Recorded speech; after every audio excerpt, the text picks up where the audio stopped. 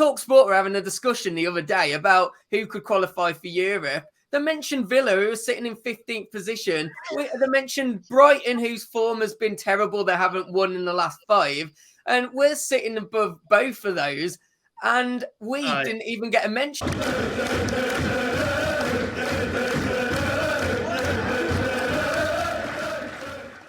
Hello, everybody. Welcome back to Sweet and Sour Soccer. Guys, do us a massive favour. Hit that like button. It means so much. And if you're not a Wolves fan and you haven't subscribed to us anyway, where have you been? Come on, help us out. Hit that sub button. And also, guys, around about here, there should be a picture for the watch-along on Saturday. Massive game at Carrow Road, Norwich versus Wolves. Scott, we never ever on this channel do Wolves content. We try to be a general fan channel, and we always put off doing Wolves content because we feel, you know, a bit dirty doing it. But we never do it. We do more of other clubs than Wolves. But the time's finally here. Can Wolves get Europe? A lot of people think no, especially at the start of the season. And I don't know why. And I think you've hit the nail on the head there, haven't you, with the fact of the start of the season. We obviously did 3 losses on the bounce. Then everyone was talking about the fact that Bruno had come in, it weren't going to plan. Why did they sack Nuno? That's what, you know, other fans were saying, and also pundits. And yeah, we'll get on to pundits in a minute, I think. But we'll leave that for a little bit. But then since then, you know, we're currently sitting 6th in the position. Only the top 3 have conceded less goals than us, which I think is an absolutely amazing stat in itself. And look, there is a caveat to that because only 3 teams have actually scored less than us as well. Yeah. But when you consider that we went the first, I think it was 3 games without scoring. And then we actually didn't score for the first 4 out of 5 games. And then since then, we've scored in every single one except the loss to Palace where we lost 2-0. So that in itself tells a story that we are actually improving. We are progressing. And although Bruno didn't, you know, we'll talk about this as well later on, although he hasn't got the formation he wants to play, he's suddenly adapted well to this team. And we just keep getting better and better, don't we? Absolutely. I know you mentioned some of the teams there. Not only have we got the 4th best defensive record, United have got a worse goal difference than us. They're in minus figures. Arsenal, 1 point above us, 4 goals worse off in terms of goal difference. Tottenham have got a worse goal difference by far. Even Brighton, the team that always, you know, do so well defensively. I feel like we don't give ourselves as much credit as we deserve. We have only scored 12 goals. Should we have scored more? I think we should have, especially the start of the season. We're playing absolutely unbelievable football. But there's a key to that, isn't there? Firstly, we didn't sign Hwang until near the close of the transfer window. Yep. And he's just come into the Premier League and he's adapted so well. And also Mr. Jimenez, I mean, God, isn't he back to his best as well? And, you know, I feel we just keep going under the radar. No one's speaking about us, which I think is an absolute... I mean, let's get on to that. Yeah, you know, I keep on hearing, you know, I have to drive a bit to work when I'm in the office. And, of course... I will listen to TalkSport. I'll listen to other punditry as well. And they have not mentioned us once. TalkSport were having a discussion the other day about who could qualify for Europe. They mentioned Villa, who was sitting in 15th position. They mentioned Brighton, whose form has been terrible. They haven't won in the last 5. And we're sitting above both of those. And we didn't even get a mention. I just don't get why we're not getting no mention at all. Because, as I say, when you consider the fact that, you know, in the last 7 games, 5 wins, 1 draw, 1 loss, we have one of the best forms in the league. This isn't just a dig at Villa fans. Of course, being a Wolves fan, I'd love to dig you out. But this isn't a dig. It's more a dig at these pundits that you talk about. Before Villa won at the weekend, against Brighton, funnily enough, 2-0. They'd lost 5 in a row. They were fighting relegation. Yep. And now they're touted as potential Europe contenders, whereas we've got 19 points after 12 games. You know, and you think of the 2 fixtures that we've got coming up, Norwich away and Burnley. Scott, if we win both of those, which on paper, yes, we should be, Scott, we could have 25 points from 14 games and we'd probably be in the top 4, in my opinion, if we win the next 2.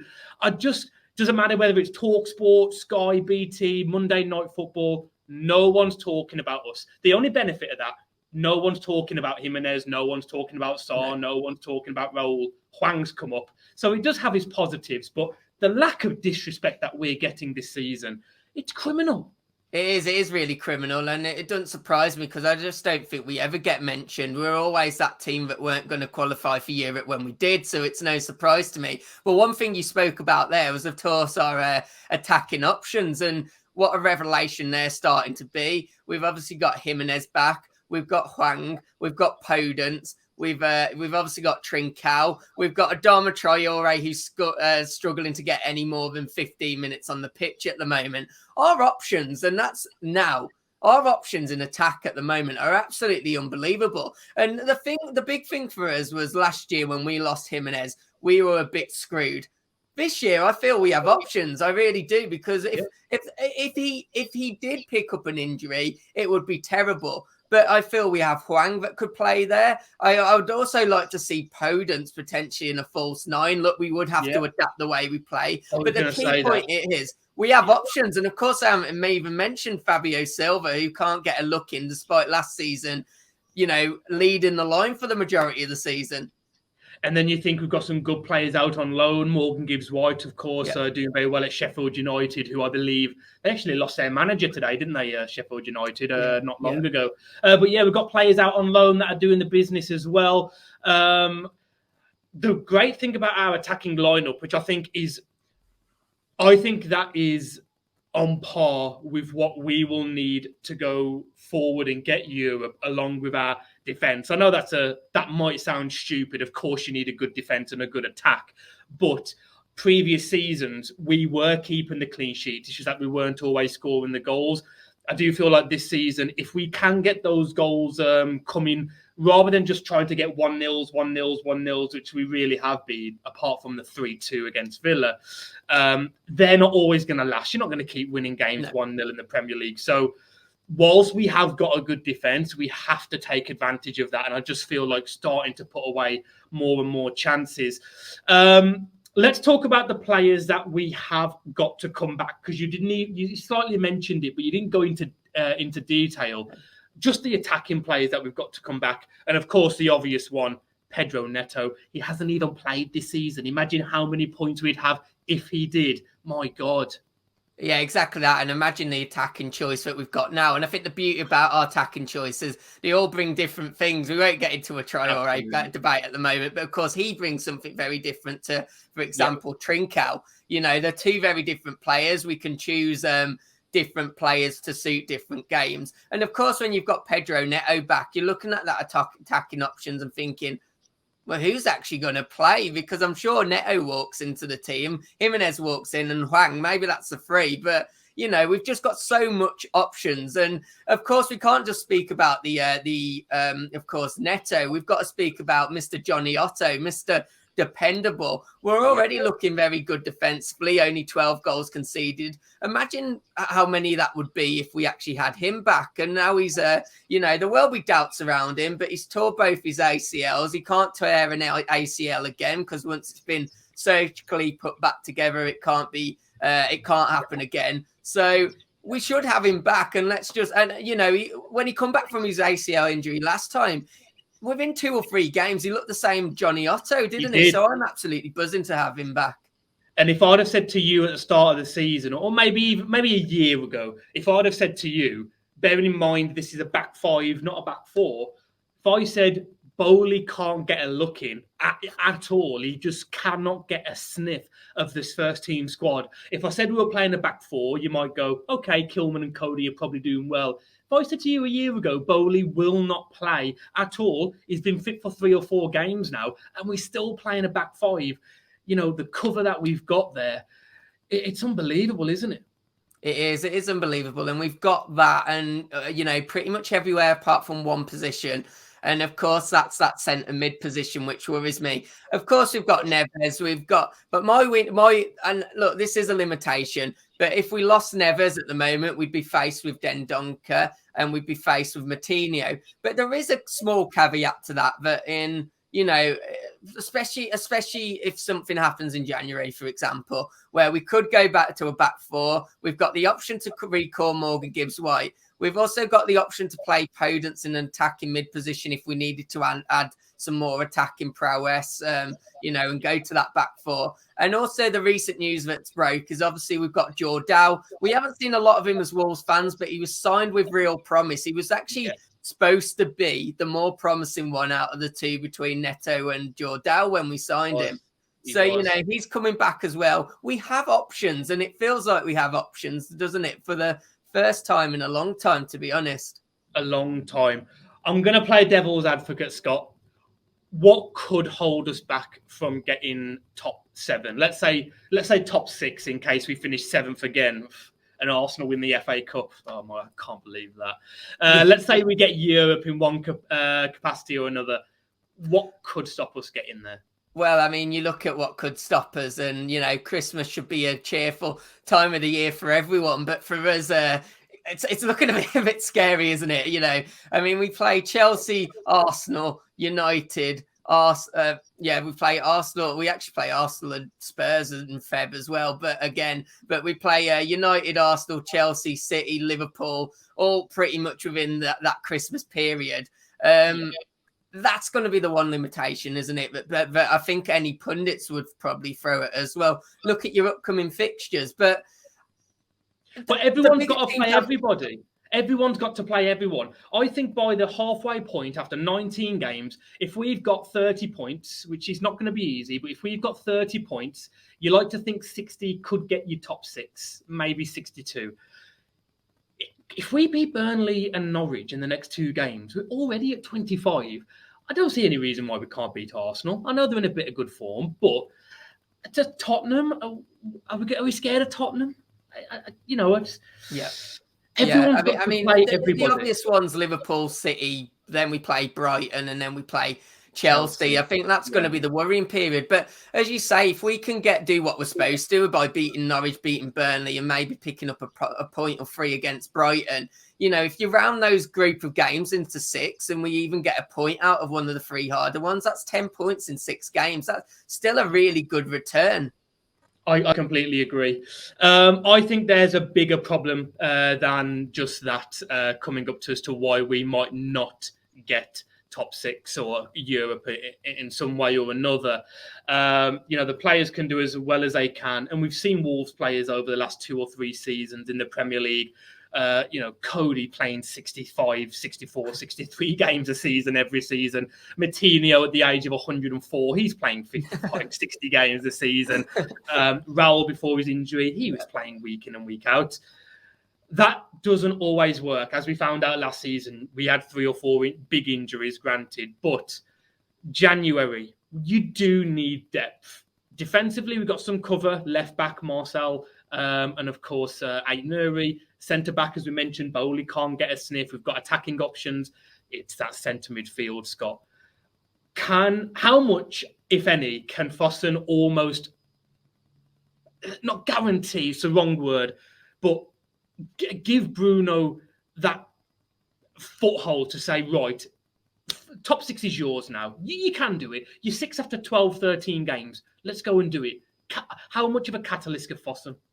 I think they could be the deciding factor. I really do. And, we're fed stories about, obviously, different players, one of them being the Renato Sanchez, who's recently come out and said that basically clubs like Inter Milan and Barcelona were looking at him in the summer. So the fact that he was, these rumours and these kind of flavours that he was going to sign for Wolves were obviously complete rubbish. And look, they haven't really backed him yet and how he'd want to be backed. And you can tell, look, he's playing it down, but we all know he wanted to play a back 4. I mean, he come in on his first interview and said that. So I think they're the catalyst. I really do. And they can be the catalyst in either way. It really wouldn't surprise me if with only 18 months left on his contract, like if a bid came in for Traore, we'd let him go in January, which, you know, I honestly think January could be the deciding factor. I really do. I think we need a positive transfer window. Yes, it's harder to get those players in January, but look, we didn't actually spend that much in the summer, and I feel that we could, do our dealings of a loan and an option to buy as we always do. Scott, that thing that you just said there, I've got a funny feeling we're going to hear this from Mr. Tim Spears and other, of course, journalists around the Wolves, the club. That sentence you said there, can we sell Traore? Is that another transfer window that we're going to expect from Fosun? Unless we can start selling players, are we going to bring anyone in? These rumours of FFP that was holding us back for 2 years just because we was in Europe once, are we going to hear more of this rubbish that we've got record labels now? We've got 100 million Wolves megastores in China and all these places, and we're doing all these amazing things, but we can't spend 30 million. Well, we haven't. I think the key there is we're doing all these things, which I'm not going to really care about. But what I would like to see is them have some benefit on the pitch. And at the moment, we haven't seen those implications. Like none of these extra tasks that we're doing, whether it's a record label, whether it's getting ourselves on the NBA game, we haven't seen any of the fruits of the labor, so to speak. And it's an interesting one, isn't it? Because I think it just shows that our owners are running it like a business. And yes, that's very smart because it doesn't mean that we'll go into a situation, and we should be partly thankful. We won't get into a situation where we lose the club. But, there is that situation where obviously maybe we're not going to be spending as much as we should. And if a Traore comes in for 30 million, it'd be about a smart business decision, maybe. I agree. But if we have to sell to buy again, I am flying back to England and I'm protesting. I do not care. Scott, give us your thoughts for the weekend very quickly before we wrap up. I think we are going to get the win. I also think we can and will qualify for Europe if we are backed by Fosun in January. That's my final prediction. I'm going to let you wrap it off with my usual thing because I've just had an Amazon order come. Goodbye. Honestly, this man, he can't join me on the watch along at the weekend. Another one that he's missing, by the way. Plus, it's away from home and he doesn't have a seat. He doesn't have a ticket for it because he's got to go and watch a table tennis tournament. I'll let that sink in. I'll say that again. He can't join me because he's got a table tennis tournament. This man is a fraud. He's an Arsenal fan. He doesn't even care about Wolves. Guys, hit that like button. Hit that subscribe button, please. It means a lot. And join me on Saturday alone again because of the fraud next to me. He's gone now. Join me on Saturday. I'm not going to let you say anything. I've explained to the millions of people watching this why you're not here on Saturday. I'm not even going to let you give yourself a reason to explain. I'm actually going to cut the video off halfway right now. Guys, like, subscribe. I'll see you on Saturday. Bye-bye.